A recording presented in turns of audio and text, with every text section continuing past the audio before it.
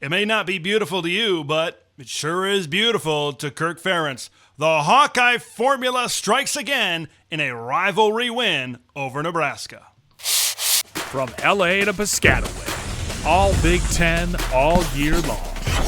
This is Big Ten 10. The last couple of minutes of the 2024 Heroes game, a lot like the 2023 Heroes game.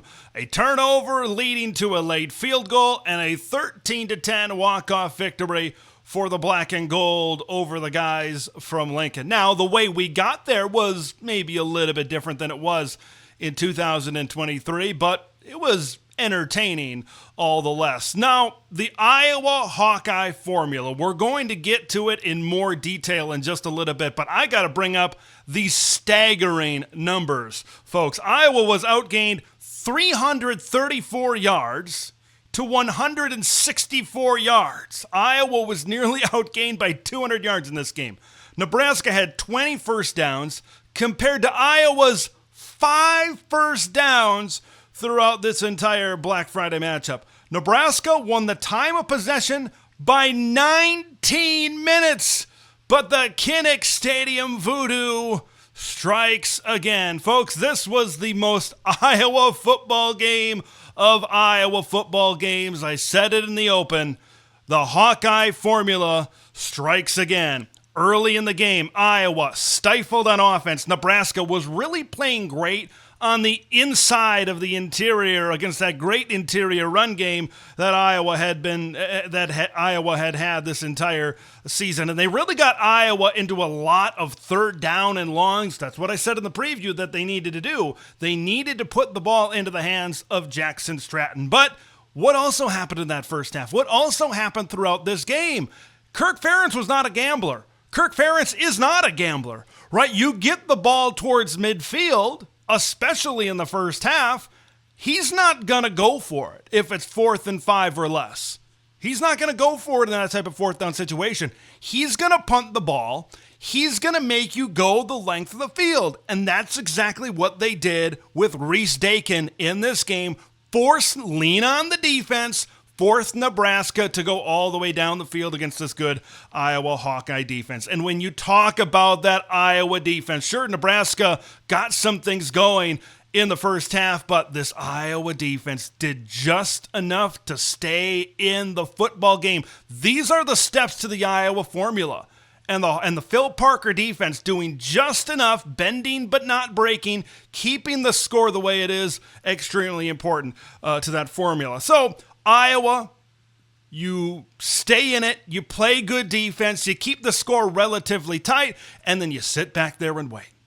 You sit back there and wait for the opponent to make mistakes, to make special teams mistakes. Special teams, Iowa is so good. Nebraska, not so much. We know about the missed field goal that would have put them up 13-0. That muff punt where the ball wasn't touched, but a Nebraska player went and just barely touched the ball before an Iowa player did. That set up an Iowa Hawkeye field goal at that moment in time. These are the types of things that Iowa takes advantage of.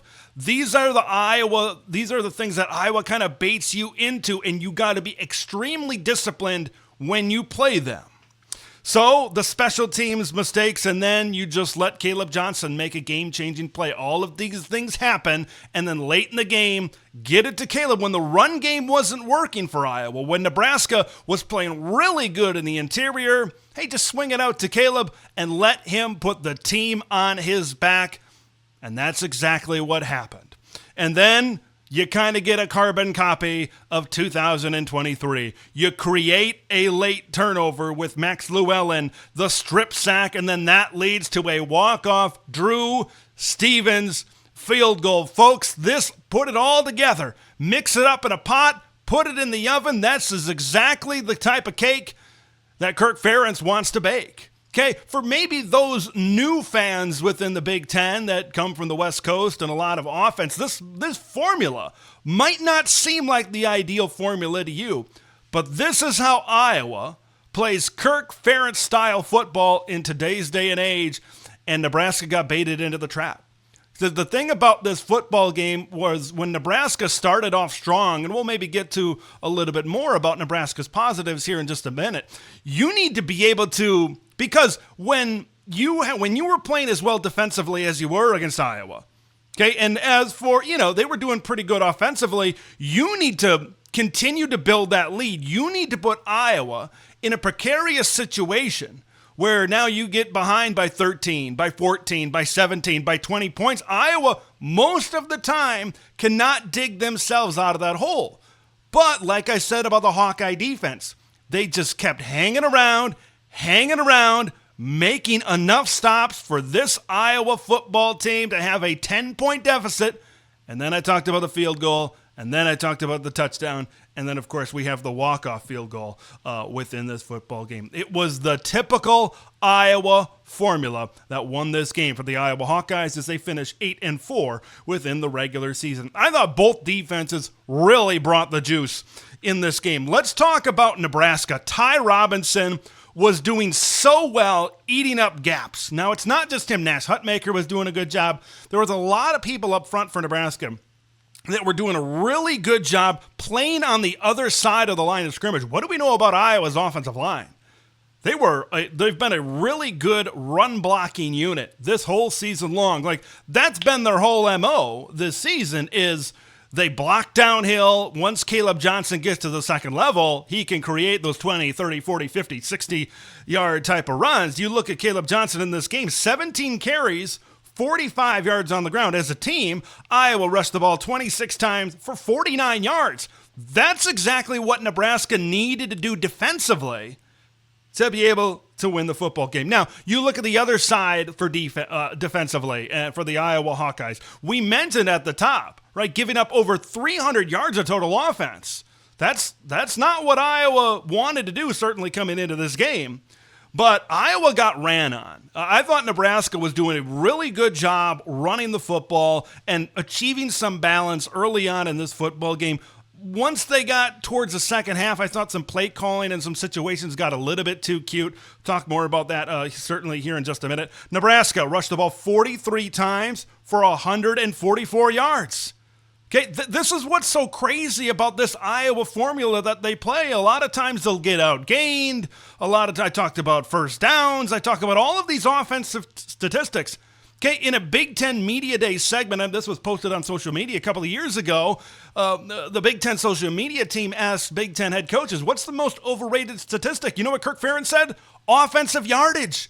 Because he knows he doesn't have to win those types of offensive yardage categories to be able to win. He plays the special teams, he plays the defense, making plays, winning the turnover battle, all of that type of stuff to win the game. But when we talk about the defensive line, where it really came into play was the second half, and a little bit in the first half as well, this Iowa pass rush. They were able to get home and they were able to create havoc, in key situations to halt some of these Nebraska drives. 4 sacks, 8 tackles for loss, 2 sacks from Ethan Hurkett. Of course, I talked about the Max Llewellyn strip sack at the end of the game that, of course, led to the game-winning field goal. But I thought Iowa they just did just what they needed to do to be able to win this game, and this was that typical kind of Nebraska game where they just weren't able to make plays. And you could tell when the Iowa Avalanche started and this game really started to shift, okay, especially after those special teams blunders.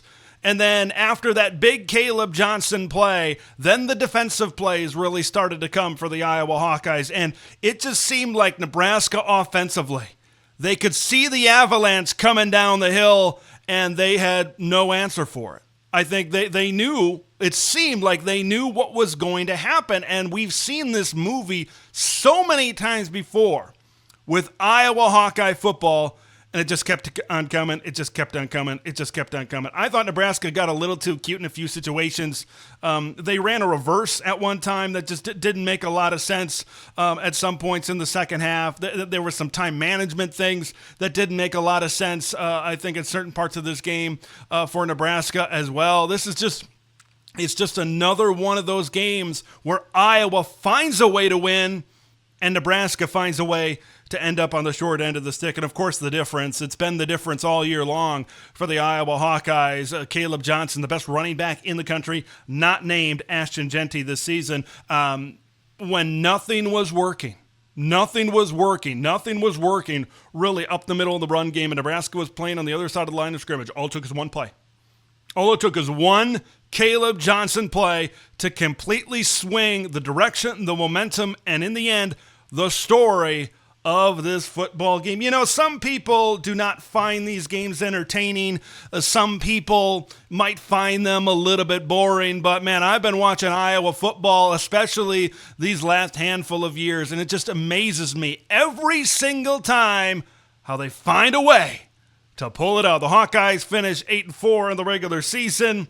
The Nebraska Cornhuskers finish at 6-6. Those are my thoughts on this game. What are your thoughts on this game for Iowa's 13-10 win over the Nebraska Cornhuskers? I'm Big Ten Ted. We'll see you in the next one. Thanks for watching Big Ten Ted, where it's all Big Ten all year long. Make sure to like the video to spread the word of Big Ten Ted to the masses, and subscribe to the channel for updates on Big Ten content that drops every day.